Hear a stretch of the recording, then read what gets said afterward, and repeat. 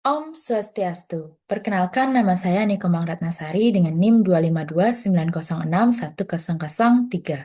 Pada hari ini saya akan menjelaskan tentang salah satu analisis pada statistika yaitu regresi linier berganda.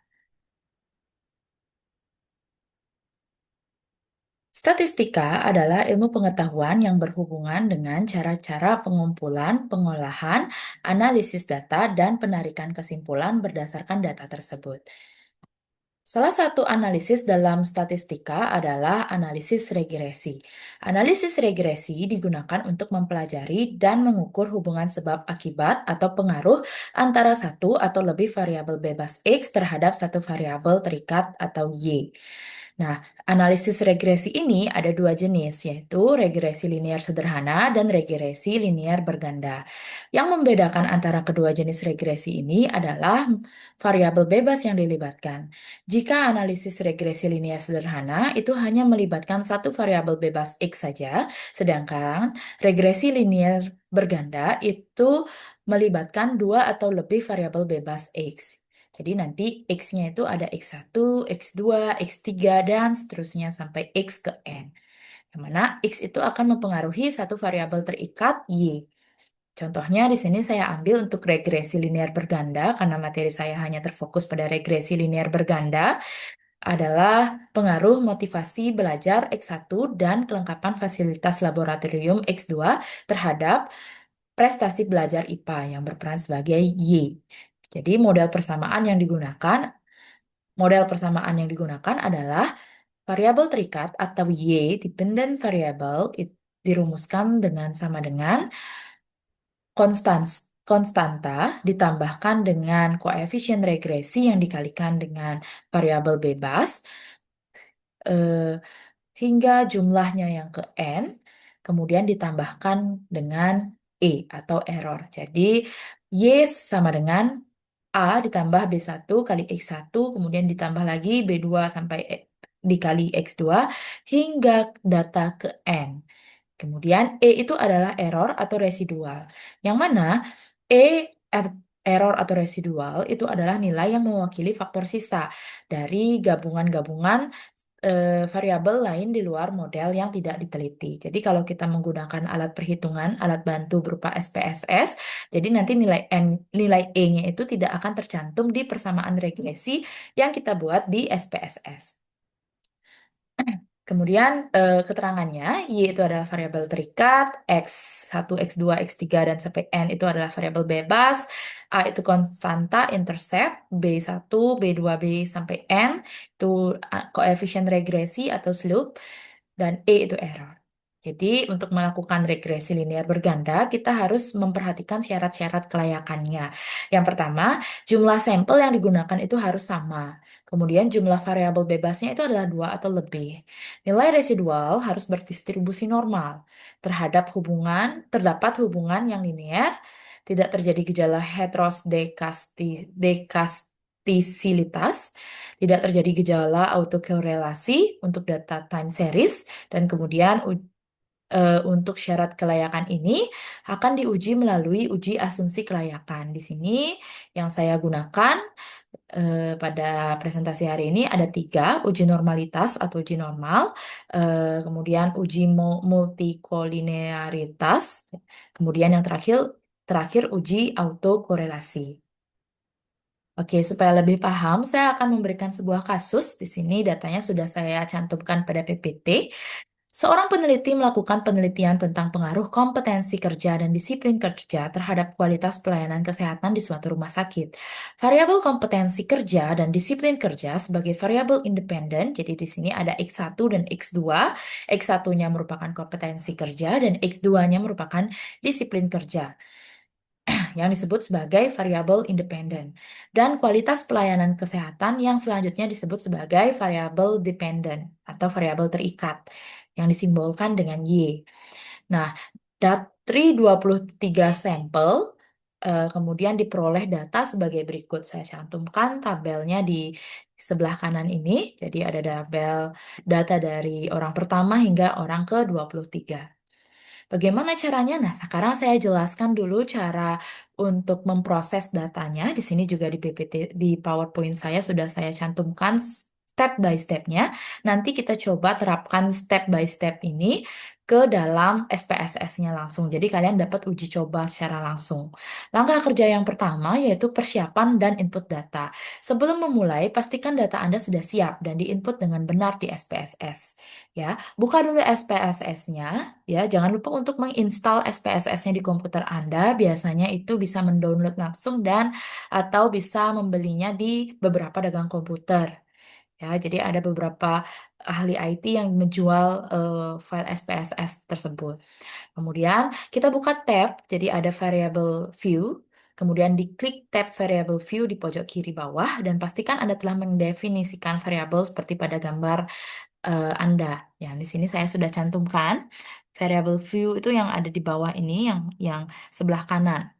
Jadi nanti di sana kalian klik di baris pertama ini kalian masukkan diisi X1, kemudian labelnya diisi kompetensi kerja, diatur kemudian measure-nya diatur ke skill. Atau kita coba aja langsung ya.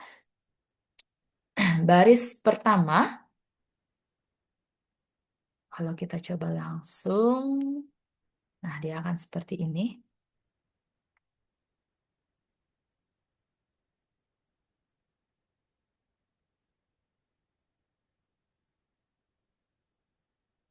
Oke, di variable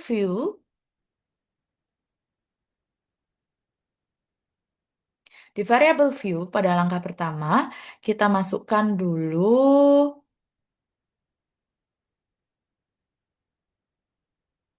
baris pertama diisi dengan X1, X1 kita enter saja seperti itu. Nah, kemudian di data X1 labelnya itu kita isi dengan kompetensi kerja.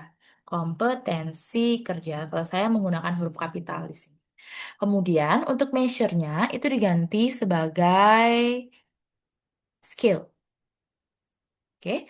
Kemudian data kedua, baris kedua. Nanti kalau kurang jelas arahan dari saya atau suara saya, bisa kalian buka PowerPoint yang tadi ya, diunduh sedikit videonya, terus di pause, terus dicoba. Jadi di sana udah ada stepnya. Untuk baris kedua diisi dengan X2, kemudian di enter dulu.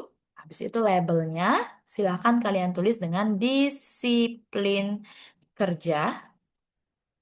Kemudian sama scale measure-nya juga diganti dengan scale.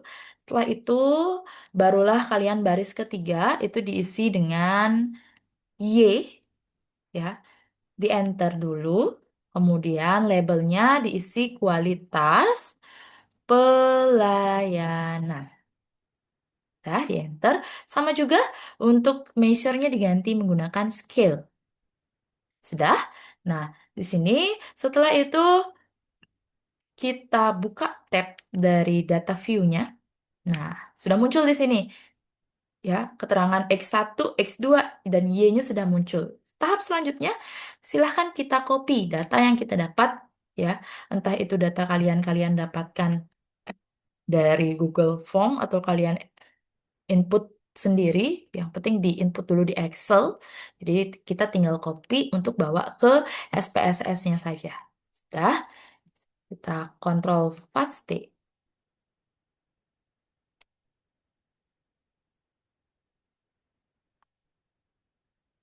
Oh, nggak mau ya, guys. Bentar. Nah, kita pakai paste. Ada 23 data di sini. Jadi kalau tadi saya pakai Ctrl V, dia agak nge-lag. Mungkin eh, laptop saya lelah. Jadi bisa pakai diklik kanan terus paste.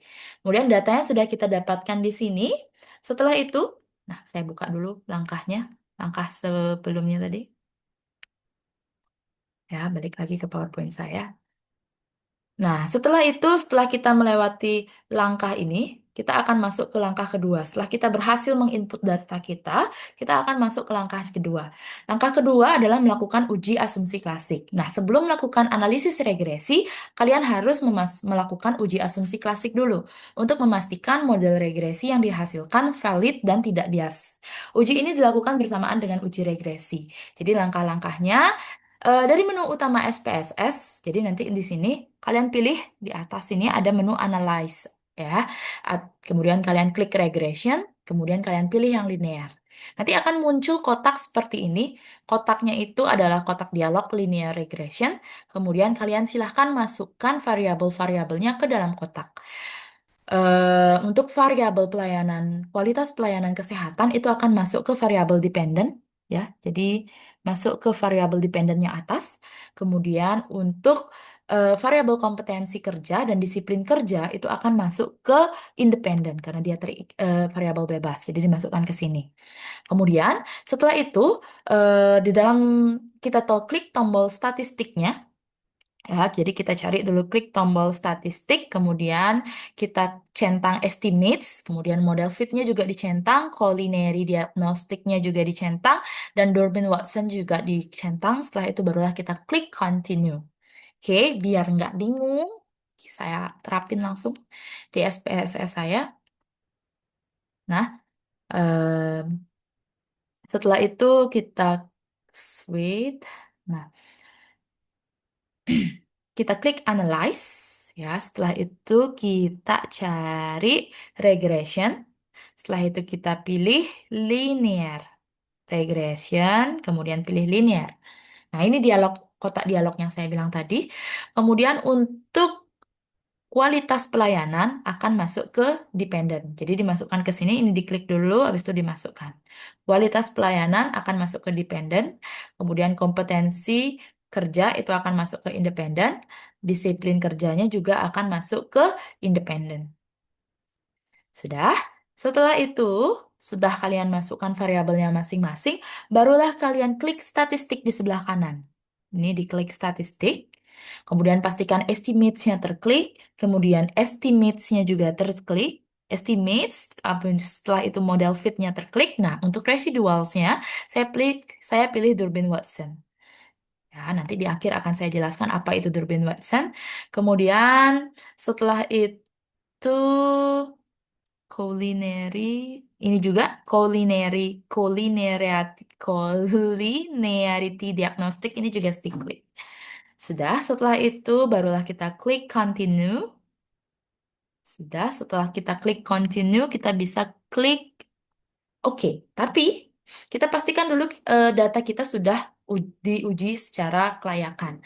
Nah, untuk menguji kelayakan, kita harus masuk ke tahap selanjutnya dulu.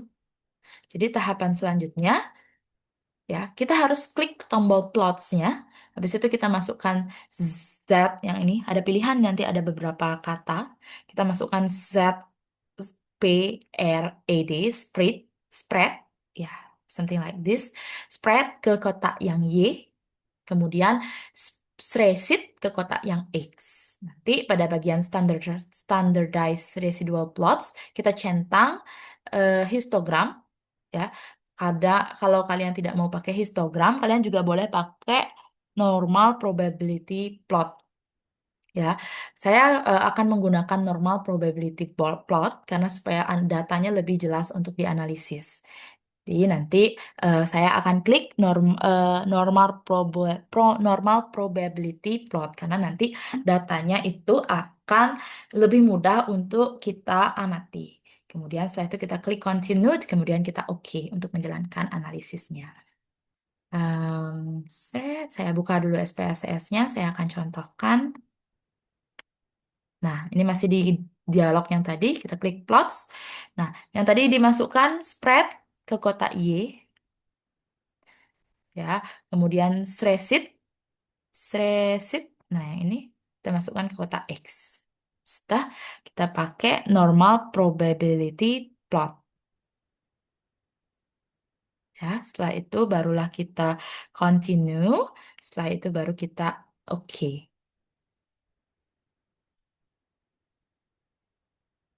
Nah, sudah kita akan langsung keluar. Jadi datanya nanti akan langsung keluar seperti ini. Nah, karena tadi saya sudah pernah coba. Nah, tadi kan saya sudah coba nih. Nah, ini data yang tadi sudah saya munculkan, sudah saya buat. Jadi di sini akan muncul lagi. Ya, ini data yang menggunakan normal PP plot. ya. Jadi pakai analisis plot. Jadi akan lebih mudah kita memahami. Kalau nanti mau menggunakan histogram, kalau nanti mau menggunakan histogram, tinggal diganti saja di sini. Mana tadi? Regression, linear,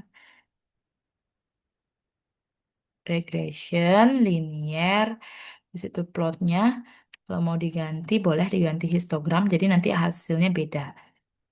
Hasilnya keluar beda. Nih, kalau mau histogram, nah nanti akan muncul data histogram seperti ini. Ya, yang saya gunakan, saya akan menggunakan normal p-plot. Oke, balik lagi. Saya sudah men-screenshot datanya, ya. Jadi supaya lebih mudah saya menjelaskan. Nah, data saya.